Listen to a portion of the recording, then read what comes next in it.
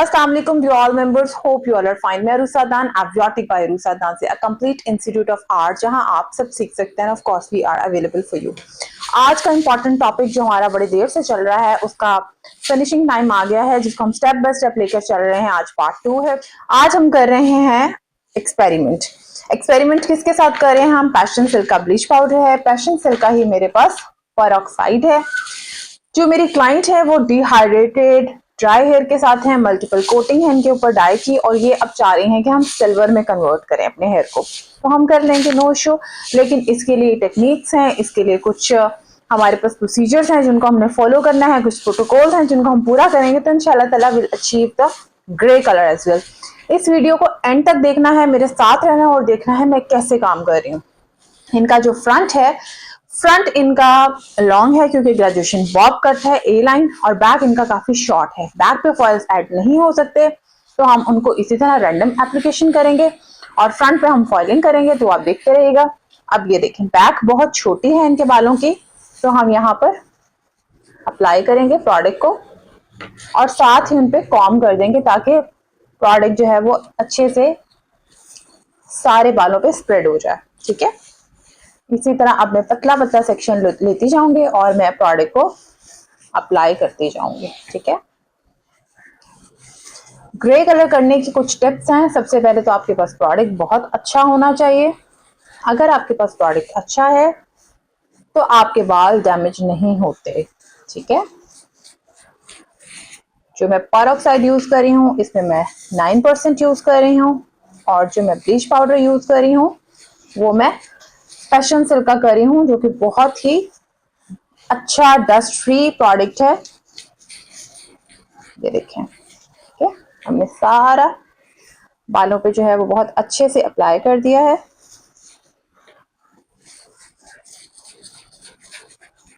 Product बहुत mild है और इसलिए हमें जो है वो काम करने के लिए कोई भी प्रॉब्लम नहीं हो सकती।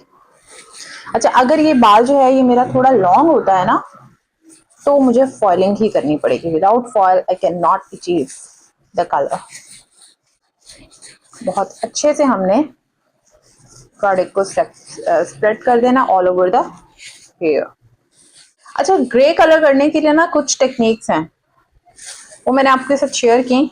कि एक तो आपकी सेक्शनिंग जो है ना वो बहुत पतली होनी चाहिए, प्रोडक्ट बहुत अच्छा होना चाहिए, उसकी एप्लीकेशन बहुत काउंट करती है, ना सिर्फ ग्रे में, इवन ग्रे हेयर कवरेज में भी।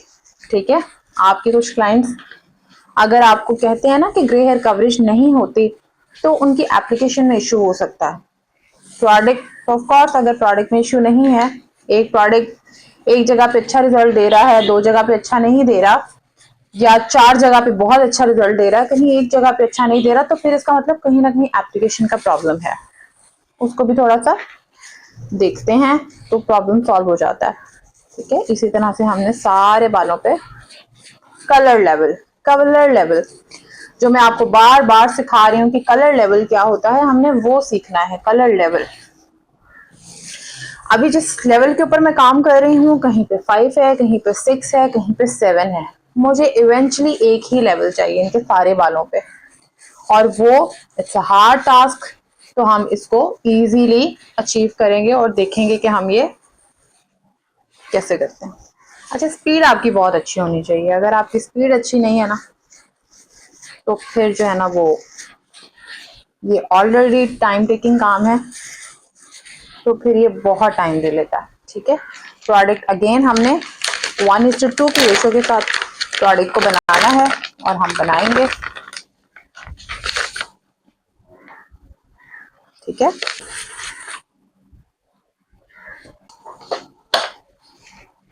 थोड़ा थोड़ा करके हम इसको मिक्स करेंगे। ठीक है, और अब हम क्या कर रहे हैं, हम दूसरे सेक्शन को भी अप्लाई करेंगे। ये देखिए,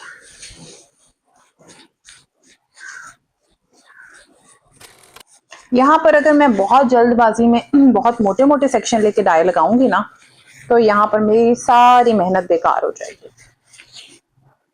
मेरी मेहनत बेकार ना हो और काम बहुत अच्छा हो, इसके लिए हम क्या करेंगे, ऑफ कोर्स प्रोडक्ट को बहुत पेशेंस के साथ अप्लाई करेंगे।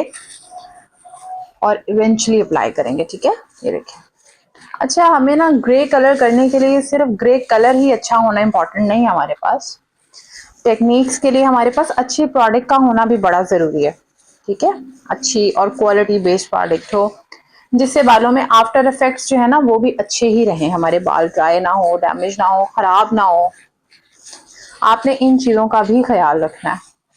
अच्छा, एक और चीज़ हम देखेंगे। अभी ये जो बैक है ना, ये मैंने फाइलिंग ऐसे ही लगा दी है, लेकिन फ्रंट वाले जो है ना, सॉरी मटेरियल, ये मैंने ऐसे ही अप्लाई कर दिया। फ्रंट वाला जो है ना मैं फॉइल के अंदर डाल के आपको लगा के दिखाऊंगी, और आप डिफरेंस भी देखिएगा कि जो हम फॉइल में डाल के लगाते हैं उसका रिजल्ट क्या है और जो हम ओपनली लगाते हैं उसका क्या रिजल्ट है। ये बड़ा डिफरेंस आता है अगर आपकी प्रोडक्ट की मेकिंग जो है ना,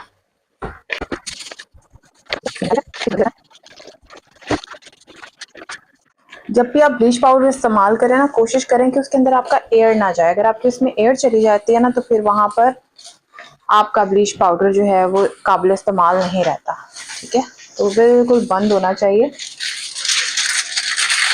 बार बार आप उसको बनाएं और अच्छे से पैक करके रख दें। ठीक है, अब बाकी जो हम वो इस तरह से अप्लाई करेंगे।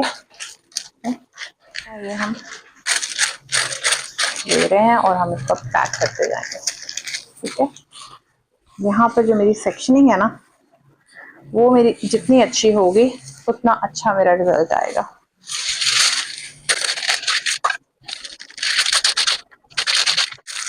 जो मटेरियल हमने यूज करना है वो हमने करना है 1:2 की रेशो से। ठीक है, सारे बालों को हमने प्री लाइट कर दिया।